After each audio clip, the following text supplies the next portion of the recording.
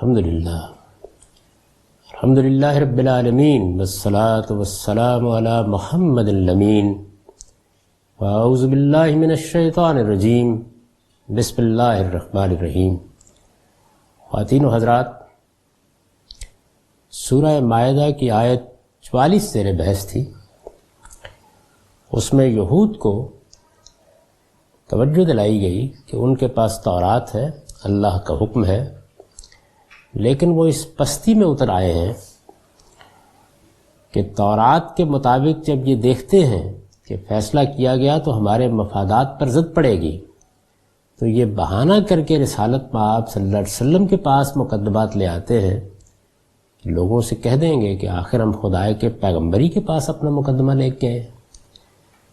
قرآن مجید نے بتایا کہ اگر تم خدا کے پیغمبر کو مانتے ہو تو پھر تو یہی کرنا چاہیے، لیکن نہیں مانتے تو پھر تمہارے لیے تورات ہی اللہ کا حکم ہے۔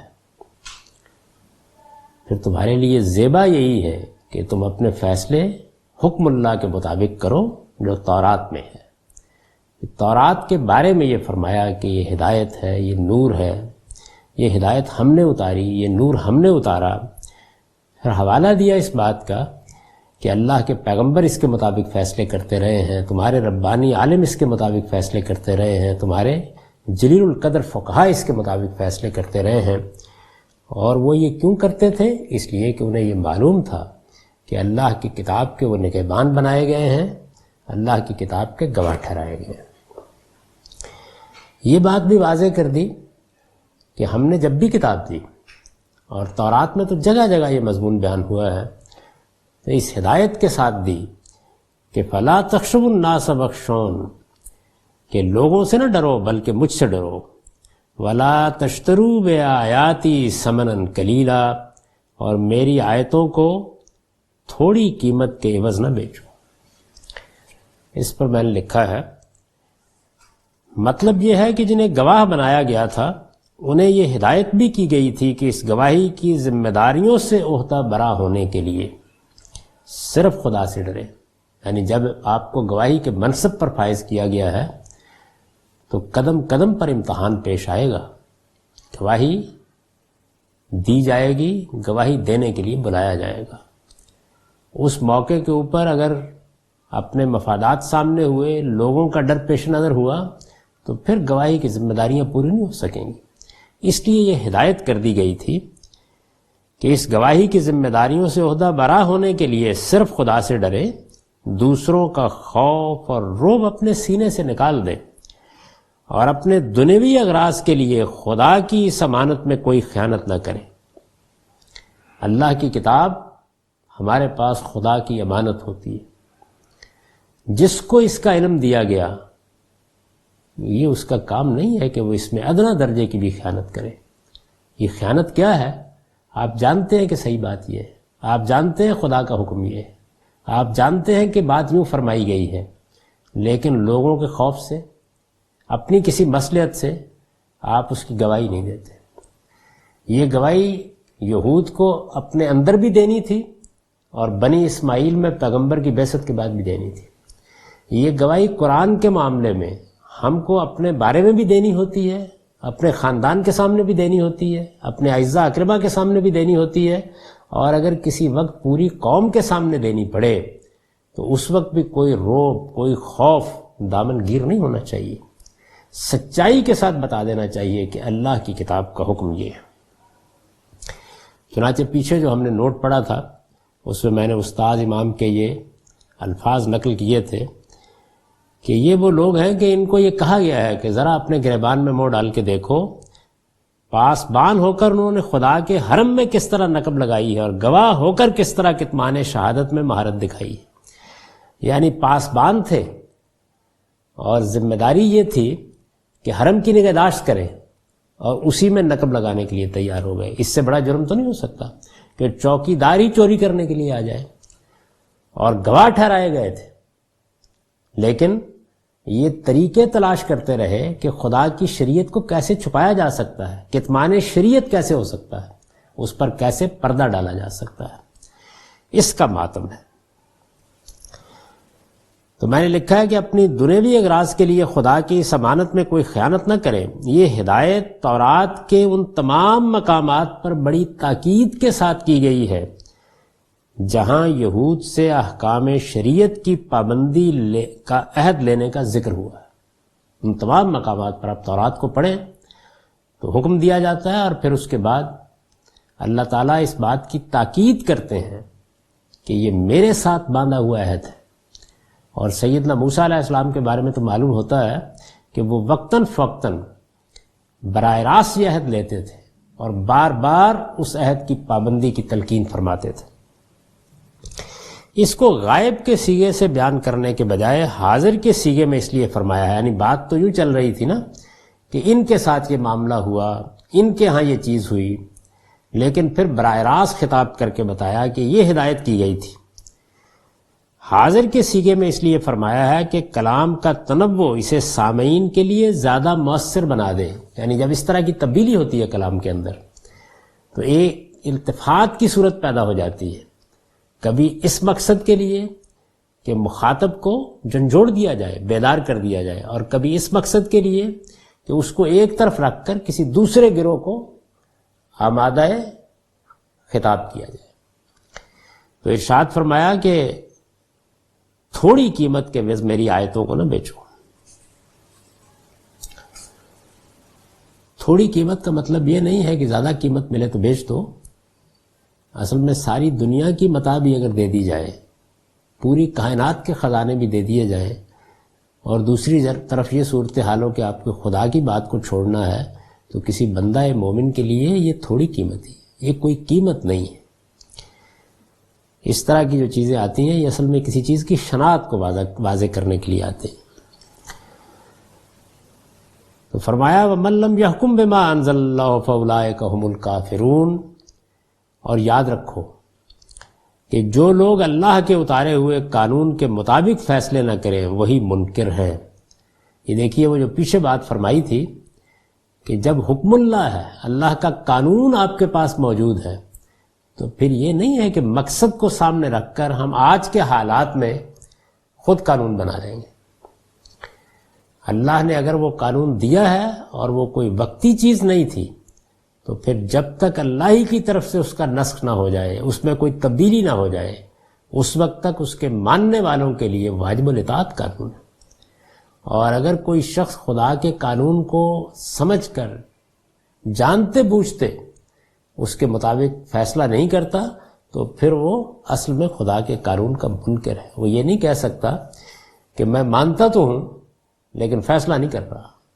نہیں، خدا کا قانون مان کر رکھ دینے کے لیے نہیں دیا گیا، اس لیے دیا گیا ہے کہ اس کے مطابق فیصلے کیے جائیں۔ اب اس قانون کا حوالہ دیا ہے، یعنی اگر آپ نظم کو پوری طرح سامنے رکھ کے یہاں پہنچیں گے تو یہ جو کچھ کر رہے تھے، یعنی پیچھے بیان ہوا ہے نا کہ یہ مقدمات کا فیصلہ رسول اللہ کے پاس لاتے ہیں، پیش نظر اگر اپنا مفاد ہو تو کہتے ہیں کہ یہاں چلے جاؤ، پیچھے بیٹھے ہوئے بھی ان کو یہ ہدایت کر رہے ہوتے ہیں کہ اگر فیصلہ تمہاری خواہش کے مطابق ہو تو مان لینا ورنہ نہ ماننا۔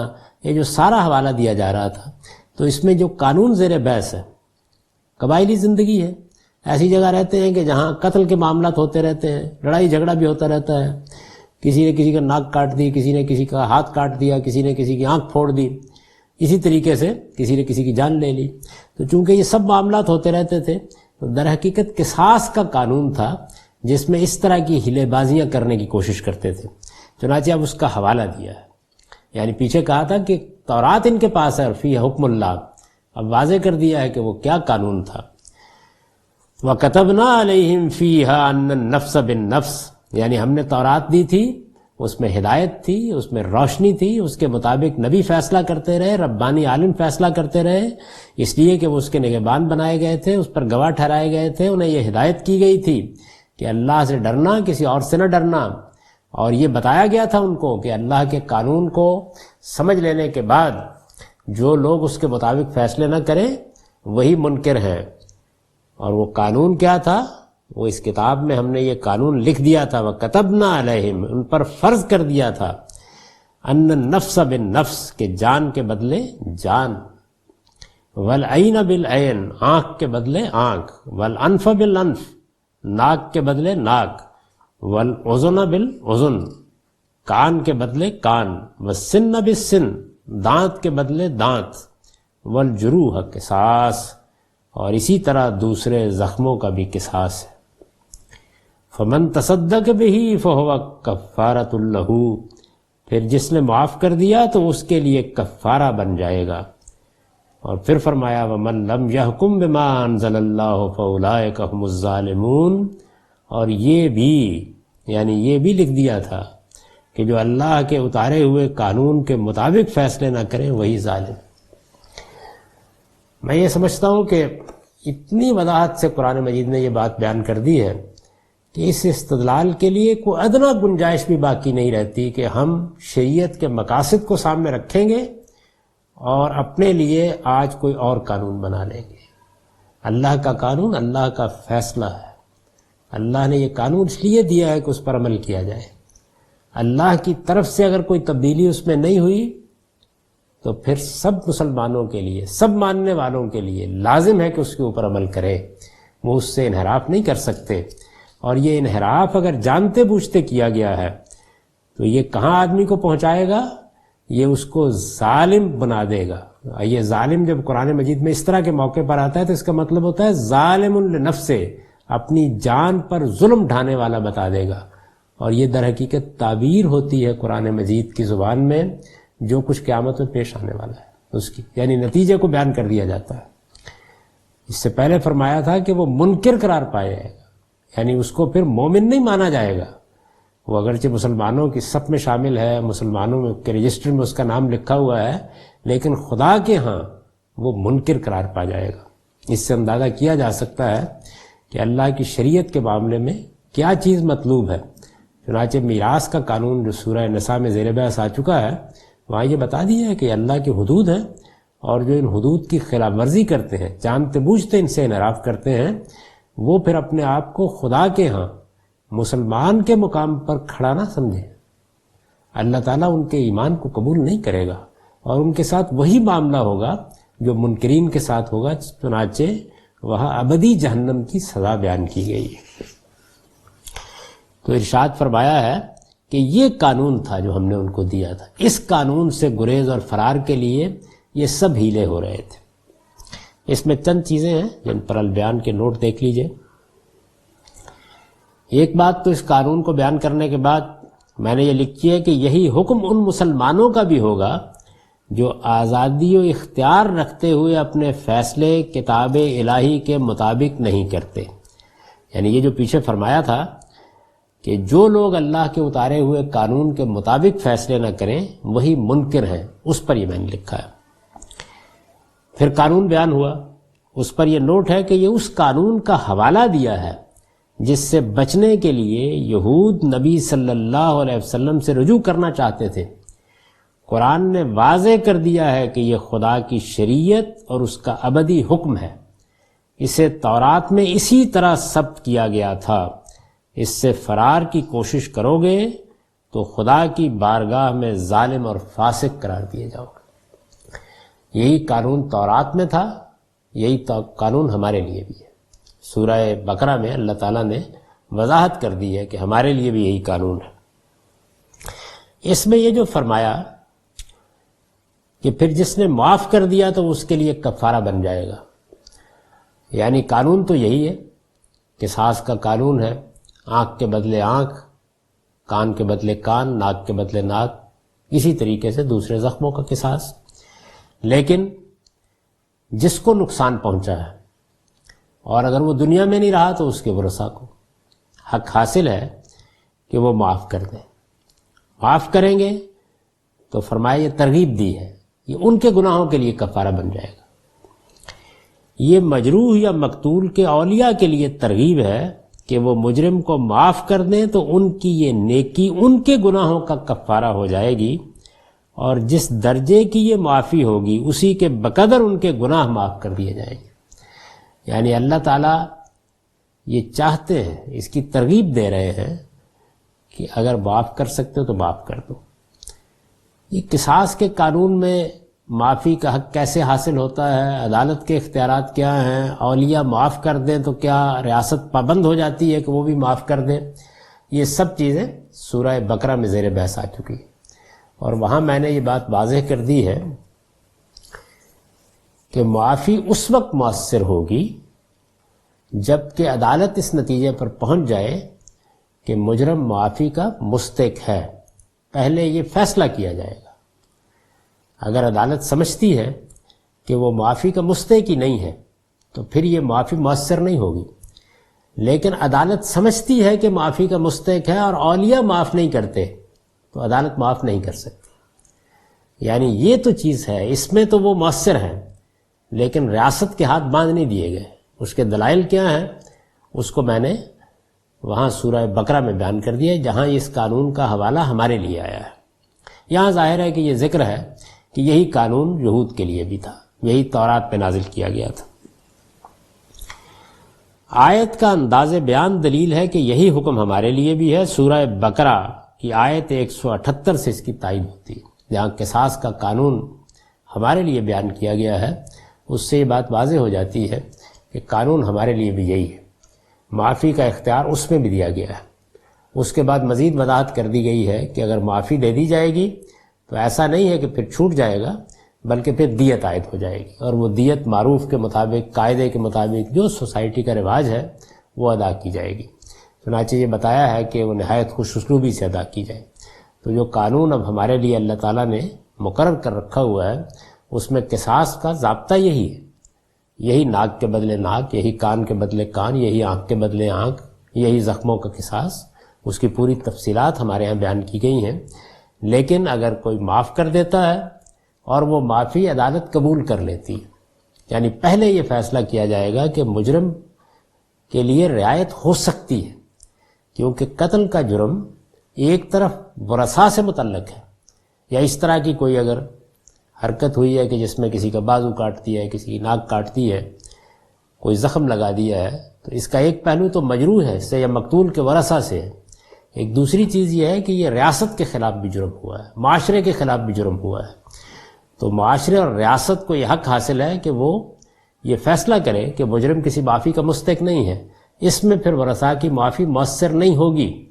یہی بات قرآن کے الفاظ سے معلوم ہوتی ہے۔ قرآن مجید نے وہاں یہ بات جس طرح بیان کی ہے اس کو میں وہاں واضح کر چکا ہوں، اسے یہی معلوم ہوتا ہے۔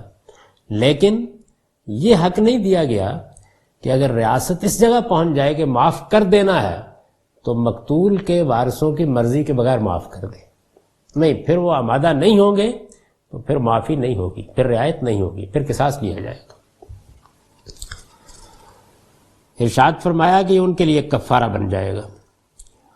اور یہاں پھر وَمَن لَّمْ يَحْكُم بِمَا أَنزَلَ اللَّهُ فَأُولَٰئِكَ هُمُ الظَّالِمُونَ، اور یہ بات بھی لکھ دی تھی کہ جو اللہ کے اتارے ہوئے قانون کے مطابق فیصلے نہ کریں وہی ظالم ہیں۔ میں نے لکھا ہے اس لیے کہ جو خدا کے قانون کو نظر انداز کرتا ہے وہ اپنے اوپر خدا کے سب سے بڑے حق کو طلب کر دیتا ہے۔ خدا کا سب سے بڑا حق، یعنی ہم اس کو جب اپنا معبود حقیقی مان لیا، اس کے بندے بن گئے، اس کی عبادت کے لیے کھڑے ہو گئے، تو اس کا سب سے بڑا حق یہ ہے کہ اس کے قانون کی اطاعت کی جائے۔ اپنے اوپر خدا کے سب سے بڑے حق کو تلف کر دیتا ہے۔ اللہ تعالیٰ نے واضح کر دیا ہے کہ جن و بشر سب اس کے پابند ہیں کہ اس کے بندے بن کر رہیں۔ یہ بندگی خدا کا حق اور اطاعت و فرما برداری اس کا لازمی تقاضا ہے۔ خدا کے ماننے والوں میں سے اگر کوئی اس سے انحراف کرتا ہے تو یقیناً ظالم ہے۔ اور یہ میں عرض کر چکا کہ یہ ظالم دوسرے پر ظلم کرنے والے کے معنی میں نہیں ہے، ظالم لنفسہ ہی کے معنی ہے۔ اور قرآن نے جب شرک کو ظلم کہا ہے یا کفر کو ظلم کہا ہے تو اسی معنی میں کہا ہے کہ یہ ظلم در حقیقت اپنی جان پر ظلم ہے، اس لیے کہ اس کا نتیجہ خدا کے ہاں بھگتنا پڑے گا۔ وَقَفَّيْنَا عَلَىٰ آثَارِهِمْ بِعِيسَىٰ ابْنَ مَرْيَمَ مُصَدِّقًا لِمَا بَيْنَ يَدَيْهِ مِنَ التَّوْرَاةِ۔ پیچھے جو بیان ہوا تھا کہ اللہ کے پیغمبر فیصلے کرتے رہے ہیں اور وہ پے در پے ان کے ہاں آتے رہے ہیں، اب اسی پر آگے بات بڑھائی کہ انہی پیغمبروں کے نقش قدم پر اس کا مطلب یہ ہے یعنی بین ہی اسی مقصد کے ساتھ جس کے لیے ان سے پہلے کے نبی آئے تھے، انہی پیغمبروں کے نقش قدم پر ہم نے عیسیٰ ابن مریم کو بھیجا۔ وَقَفَّيْنَا عَلَىٰ آثَارِهِمْ بِعِیسَىٰ ابْنِ مریم۔ استاد امام لکھتے ہیں عَلَىٰ آثَارِهِمْ کے لفظ سے انبیاء کی دعوت، ان کے مقصد، ان کے مزاج، کردار اور طریقہ کار کی یکسانی اور ان کی باہمی مشابہت کا اظہار ہو رہا ہے۔ یعنی آپ فلسفیوں کو پڑھیں، حکماء کو پڑھیں، قانون دانوں کو پڑھیں، ارباب دانش کو پڑھیں، ان کی تاریخ کا مطالعہ کریں، ان کے کارناموں کا تذکرہ سنیں، تو ہر جگہ آپ کو یہ محسوس ہوگا کہ ان سب چیزوں میں زمین و آسمان کا فرق ہے۔ دعوت میں فرق، مقصد میں فرق، مزاج میں فرق، کردار میں فرق، طریقہ کار میں فرق، لیکن انبیاء علیہ السلام کا معاملہ یہ نہیں ہے۔ یعنی بنیادی طور پر غیر معمولی مشابہت ہوتی ہے، اس کو یہاں بیان کیا ہے ان کے نقش قدم پر۔ یہ چیز من جملہ علامات نبوت کے ہے۔ جس طرح ایک ہی شجرہ طیبہ کے برگ و بار میں مماثلت ہوتی ہے، ایک پاکیزہ درخت کے پتوں میں اور اس کے پھل میں ایک ہی شجرہ طیبہ کے برگ و بار میں مماثلت ہوتی ہے، اسی طرح اس مقدس گروہ کے افراد میں بھی مماثلت ہوتی ہے کہ جو ان میں سے ایک کو پہچان گیا وہ گویا سب کو پہچان گیا۔ ان کی شناخت کے معاملے میں التباس انہی کو پیش آتا ہے جو یا تو اندھے ہوتے ہیں یا اندھے بن جاتے ہیں۔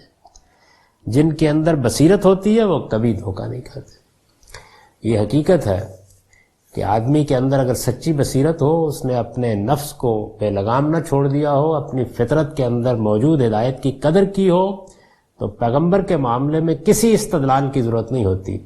اس کی شخصیت سامنے آتی ہے تو روح و آواز پیغمبر معجزہ است۔ انسان کے لیے پیغمبر کا چہرہ اور اس کی بات معجزہ بن جاتی ہے، وہ کسی معجزے کا طالب نہیں ہوتا۔ سیدنا صدیق نے جو فیصلہ کیا تھا وہ اسی بنیاد پر کیا تھا، یعنی اگر فطرت صالح ہے تو نور علی نور، ایک روشنی پاس موجود تھی، دوسری روشنی کو پہچاننے میں بھی کوئی دقت نہیں۔ تو انہی پیغمبروں کے نقش قدم پر ہم نے عیسیٰ ابن مریم کو بھیجا، مصدقا لما بین یدیہ من التورات، اس سے پہلے جو تورات موجود تھی وہ اس کی تصدیق کرنے والا تھا۔ یعنی وہ تورات کو ختم کرنے کے لیے نہیں آئے تھے، چنانچہ فرماتے ہیں خود پہاڑی کے بعض میں کہ میں تورات کو منسوخ کرنے کے لیے نہیں آیا، میں تو اس کو پورا کرنے کے لیے آیا ہوں۔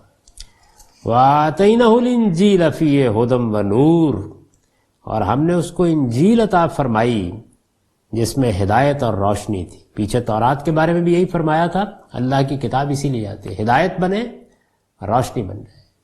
جن جگہوں پر تاریکی ہوتی ہے، جہاں بات واضح نہیں ہوتی، جہاں ابہام ہوتا ہے، جہاں آدمی ریب و گمان میں پھنسا ہوا ہوتا ہے، وہ ان سب مقامات کو روشن کر دیتی ہے اور بالکل قطعی حجت بن جاتی ہے۔ وَمُصَدِّقًا لِمَا بَيْنَ يَدَيْهِ مِنَ التَّوْرَاتِ، اور وہ بھی تورات کی تصدیق کرنے والی تھی جو اس سے پہلے موجود تھی۔ وَمَوْعِظَةً لِّلْمُتَّقِينَ، خدا سے ڈرنے والوں کے لیے ہدم وَمَوْعِظَةً لِّلْمُتَّقِينَ، خدا سے ڈرنے والوں کے لیے ہدایت اور نصیحت کے طور پر۔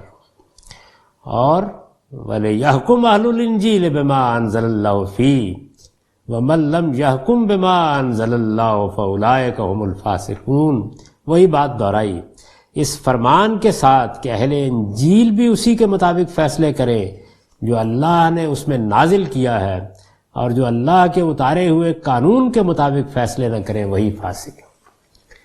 یعنی یہ دیکھیے کہ بات وہاں سے شروع ہوئی تھی کہ یہ لوگ تورات کے حکم سے گریز اور فرار کی راہیں تلاش کرنے کے لیے مقدمہ رسول اللہ صلی اللہ علیہ وسلم کے پاس لے آتے ہیں۔ وہاں سے بات اٹھائی تو اب یہ بتایا کہ جو حکم، جو فیصلہ، جو قانون اللہ کی کتاب میں ہوتا ہے اس کی حیثیت کیا ہے۔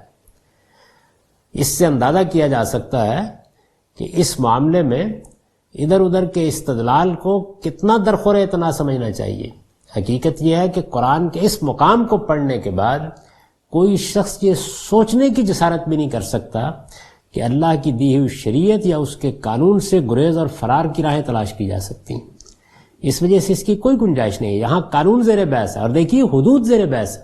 سب سے بڑھ کر انہی کے پیش نظر یہ نقطہ نظر پیدا ہوا ہے کہ مقاصد کو سامنے رکھ کر ہم کوئی اور قانون بنا لیں گے۔ اللہ تعالیٰ نے بات کو اس طرح واضح کر دیا ہے کہ قرآن مجید میں اتنی وضاحت کے ساتھ اگر کوئی اور چیز بیان ہوتی ہے تو وہ یا آخرت پر ایمان ہے یا توحید پر ایمان ہے۔ اس کو بھی یہاں پر ہر پہلو سے واضح کر دیا ہے۔ ان کے پاس تورات ہے جس میں حکم اللہ ہے، اس کو چھوڑ کر آپ کے پاس کیوں آئے؟ یعنی خدا کے پیغمبر کے پاس آنا بھی اللہ تعالیٰ نے پسند نہیں فرمایا کہ اگر پیغمبر کو مانتے نہیں ہو تو پھر اسی حکم کی پیروی کرو جو تمہارے پاس تورات میں ہے، کیونکہ ابھی تم اسی کے ماننے والے ہو۔ اور پھر اس کے بعد اب یہ بتایا کہ تمام پیغمبر یہی ہدایت لے کر آئے تھے۔ جب انجیل اتری تھی تو وہ بھی اسی ہدایت کے ساتھ اتری تھی کہ اب یہ اللہ کی کتاب آ گئی ہے، اب جو قانون اس میں دیا گیا ہے، انجیل میں قانون نہیں تھا لیکن یہ بتا دیا گیا تھا، یعنی انجیل میں ایک جامع بات کر دی گئی تھی کہ جو قانون تورات میں ہے تمہیں بھی اسی کی پیروی کرنی ہے۔ چنانچہ مسیحیوں نے جب تورات کے قانون کو منسوخ کیا اور یہ کہہ کے منسوخ کیا کہ یہ بنی اسرائیل کے لیے تھا، یہ ہمارے لیے نہیں ہے، تو اسی جرم کا ارتکاب کیا۔ تو فرمایا ہے کہ ان کو اللہ نے جو انجیل میں قانون نازل کیا تھا اس کے مطابق فیصلے کرنے تھے۔ وَمَن لَّمْ يَحْكُم بِمَا أَنزَلَ اللَّهُ فَأُولَٰئِكَ هُمُ الْفَاسِقُونَ۔ یہ فاسق، ظالم، کافر ایک ہی معنی کے الفاظ، یعنی منکر قرار پا جائیں گے، مومن نہیں سمجھے جائیں گے خدا کی بارگاہ میں، نتیجے کے طور پر ظالم قرار پائیں گے اور اپنی جانوں پر ظلم ڈھانے والے بن کر قیامت میں اٹھیں گے۔ خدا کے فرما بردار نہیں شمار کیا جائے گا ان کو، یہ خدا کے نافرمان قرار پا جائیں گے۔ ایک ہی بات ہے جس کو 3 مختلف الفاظ میں بیان کر دیا۔ یہ جو فرمایا ہے کہ وہ بھی تورات کی تصدیق کرنے والی تھی جو اس سے پہلے موجود تھی، اس پر میں نے لکھا ہے کہ اصل الفاظ ہیں مصدقا لما بین یدیہ من التوراۃ، اس سے پہلے فیہ ہدم و نور کا جملہ حال واقع ہوا ہے۔ یہ تالیف ہے جس کی طرف میں نے اشارہ کر دیا ہے، جو لوگ عربیت کا ذوق رکھتے ہیں یہ اشارہ ان کے لیے ہے، اس کا عطف اسی پر ہے۔ ہدم و موعظۃ للمتقین کے الفاظ بھی اس کے بعد اسی محل میں ہیں، یعنی گویا حال کے بعد حال ہے۔ مدعا یہ ہے کہ تورات و انجیل میں اور سیدنا موسیٰ اور سیدنا مسیح میں منبع و ماخذ اور علم و ہدایت کے لحاظ سے کوئی فرق نہ تھا۔ اللہ کے پیغمبر جس طرح کے پیچھے بیان ہوا، ایک ہی مزاج، ایک ہی کردار اور شریعت کی ایک ہی روح لوگوں تک پہنچانے کے لیے آتے ہیں۔ مدعا یہ ہے کہ تورات و انجیل میں اور سیدنا موسیٰ اور سیدنا مسیح میں منبع و ماخذ اور علم و ہدایت کے لحاظ سے کوئی فرق نہ تھا، اور مسیح علیہ السلام کوئی نئی شریعت لے کر نہیں آئے تھے۔ یعنی یہ جو فرمایا تھا کہ تورات کی تصدیق کرنے کے لیے آئے تھے، تو کوئی نئی شریعت لے کر نہیں آئے تھے، بلکہ انہوں نے اسی شریعت کی تصدیق کی جو ان سے پہلے تورات میں موجود تھی۔ اس وقت بھی اگر آپ پہاڑی کا واز نکالیں اور اس کو پڑھیں تو وہ شروع یہیں سے ہوتا ہے کہ میں تورات کو منسوخ کرنے نہیں آیا، میں تو اس کو پورا کرنے کے لیے آیا۔ اور پہاڑی کا واز ختم اس قانون پر ہوتا ہے کہ خدا کے ہاں کوئی کسی کے کام نہیں آئے گا، بلکہ تمہارا عمل ہے اور تمہارا ایمان ہے جو وہاں کام آئے گا۔ تو دیکھیے 2 چیزیں کی، ایک تو الوہیت مسیح کا معاملہ ہے، 2 چیزیں کی ہیں۔ ایک کفارے کا عقیدہ ایجاد کیا، پہاڑی کا واز اپنے خاتمے پر اس کی نفی کر دیتا ہے، اور ایک شریعت کو منسوخ کر بیٹھے، ابتدا ہی میں اس کی نفی کر دیتا ہے۔ تو اگر آپ انجیل کے پاس جائیں گے تو وہ بالکل واضح کر دے گی کہ اللہ تعالیٰ کیا چاہتے ہیں۔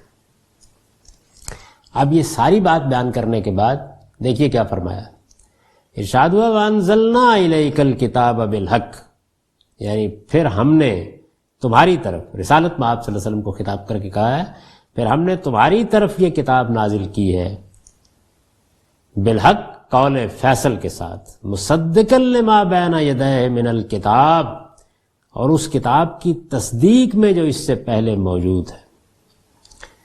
اس پر البیان کا نوٹ ہے، اس سے تورات مراد ہے۔ انجیل کا ذکر اس لیے نہیں ہوا کہ قرآن سے پہلے اصل کتاب کی حیثیت توراتی کو حاصل تھی، یعنی انجیل در حقیقت ایک ضمیمے کی حیثیت رکھتی تھی، گویا جو حکمت فراموش کر دی گئی ہے اس کی تذکیر کر دی جائے۔ زبور، انجیل اور انبیاء علیہم السلام کے دوسرے صحائف در حقیقت اسی کے فروع ہیں۔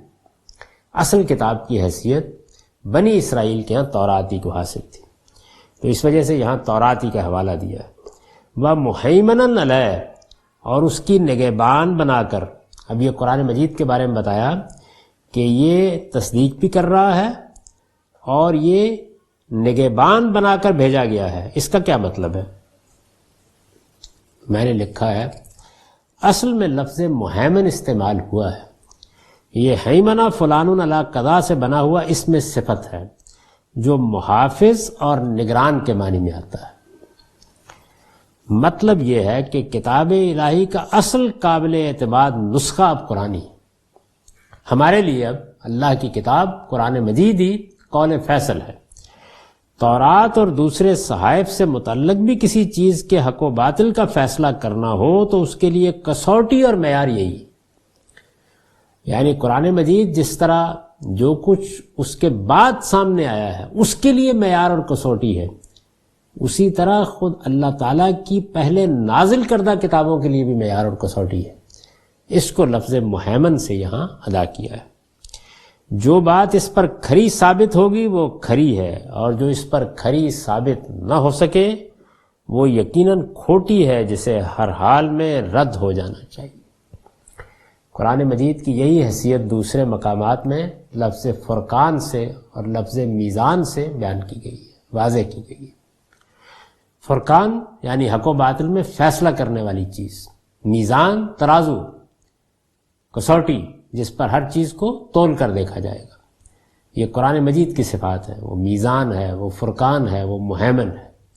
اس سے یہ واضح کیا گیا ہے کہ قرآن مجید کی ایک حیثیت تو یہ ہے کہ وہ اللہ کی کتاب ہے، بالکل اسی طرح جس طرح تورات اللہ کی کتاب تھی، جس طرح انجیل اللہ کی کتاب تھی، جس طرح زبور اللہ کی کتاب تھی، لیکن اس کی ایک خصوصی حیثیت اب قیامت تک یہ ہے کہ وہ ان کتابوں کے لیے بھی مہیمن ہو گیا ہے، وہ حق و باطل کے معاملے میں بھی فرقان ہو گیا ہے، وہ ہماری عقل کے لیے بھی حق و باطل کی کسوٹی ہے، اور وہ اس کے علاوہ جو کچھ پیغمبروں سے صادر ہوا ہے وہ حدیث کی صورت میں ہو، سنت کی صورت میں ہو، اس کے لیے بھی معیار اور کسوٹی ہے۔